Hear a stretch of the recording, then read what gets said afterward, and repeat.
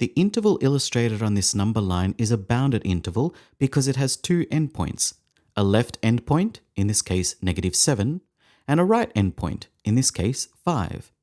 Hence, this interval contains the infinitely many real numbers between -7 and 5, where -7 is excluded from the interval, as indicated by the open circle, but 5 is included, as indicated by the closed circle.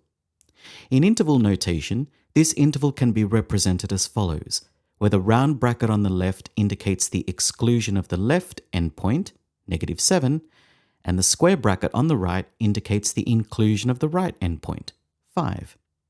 Hence, the answer to this question is option C.